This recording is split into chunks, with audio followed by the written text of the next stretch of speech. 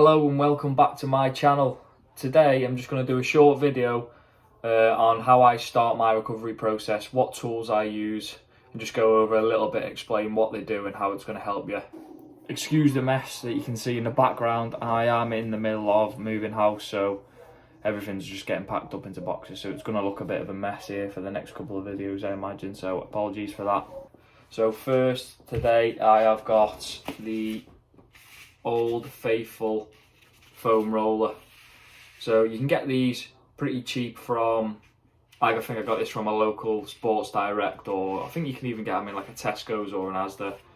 They're about between £10 and £15. You can get different textures ones. So this one's a bit more aggressive, so as you can see it's got knobbles and then solid parts, whereas some of them will just be smooth all the way around. It might be a little bit softer, whereas this is pretty stiff, so it's going to hurt that a little bit more. But this is the first thing I do after a run or a gym session, and I've been using one of these now for probably the last 7 years in my training, and you can see a night and day difference whether you use it and if you don't. Because for me, I get tight in my hamstrings and calves, so this is ideal to do straight after a run for me to prevent lactic acid build-up, which will make you very sore the next day. It's called DOMS, delayed onset muscle soreness. And because this will help break down the lactic acid in your muscles and promote good blood flow through your muscles, which will essentially speed up the recovery process, so you'll be able to train harder for longer periods of time quicker. So instead of being sore from your run for say 2 days, you may only be a little bit sore the next day, and you can get back to it straight away then, and you can progress quicker. So that's the first thing I use. And then going on to the second thing. So this is the second tool I use, and it's pretty simple. It's just a Slazenger hockey ball. It's absolutely solid, and I use this on the bottoms of my feet. I should have really done it the other way around, whereas I start from my feet up to my legs, up to my upper body, and work my way up when I do my stretches and my foam rolling and things like that. So this is what I use. I just use this to roll my feet out. Pretty simple. I'll have a video of that. Put it on your floor, ideally a carpet, because on there's a wooden floor, it does slip about a little bit, and just go back and forth.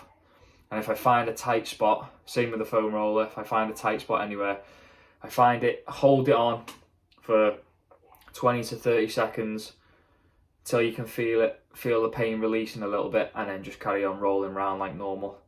So there's not much to that one. That's my the hockey ball.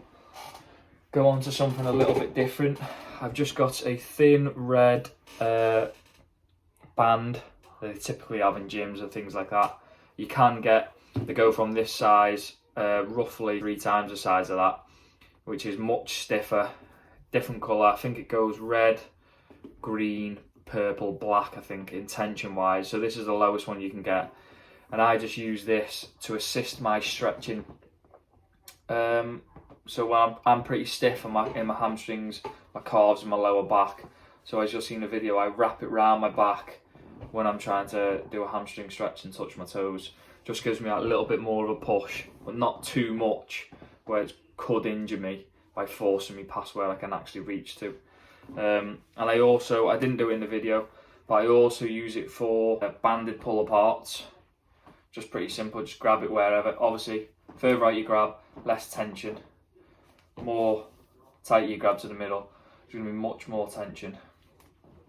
And yeah, it's just a simple tool really. You can use it to emphasize the stretch on any stretch really, as long as you can find a way to work. I do my ankle stability strengthening with these, so I'll tie it into a knot. I'll just give you a little quick demonstration.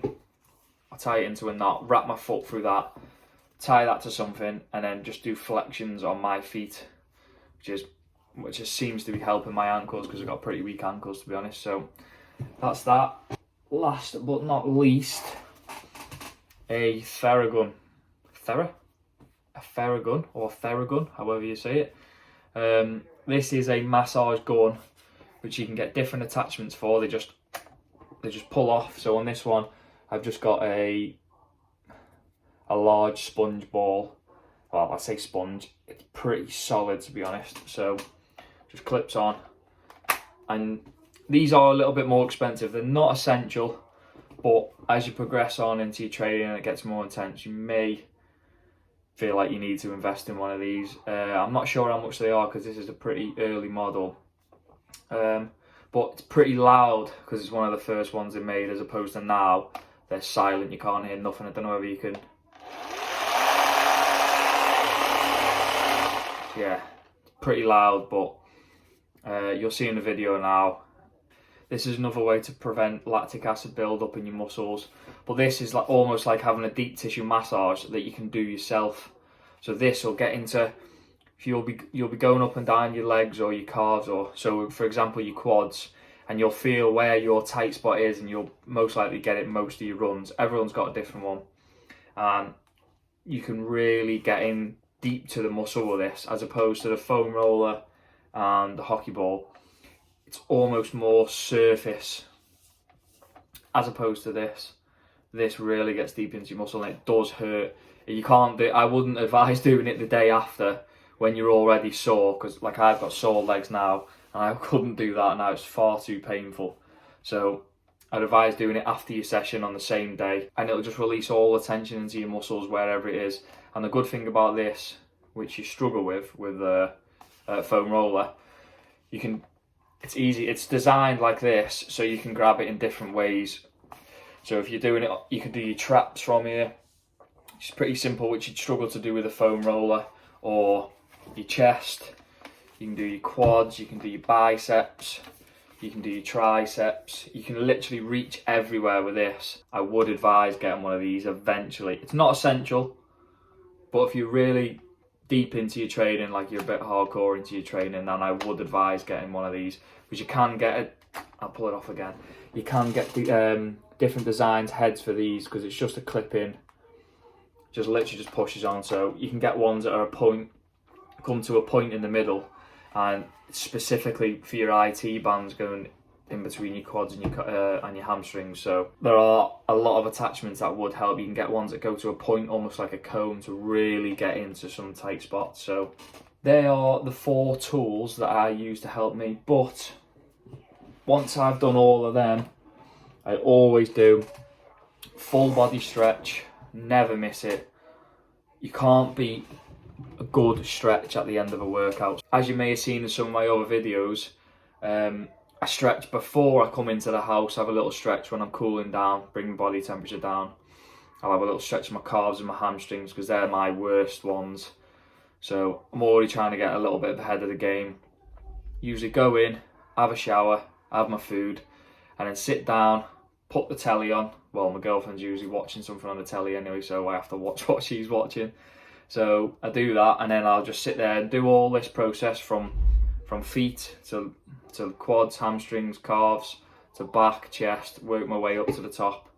And then I'll have a deep stretch whilst I'm just watching the telly. You'll see in the video, you can see me watching the telly when I'm there, and the dog jumping about. So yeah, so I hope you enjoyed the video. And if you'd like any more like this, leave a comment down in the comment section. Like and subscribe. And I hope to see you in the next video.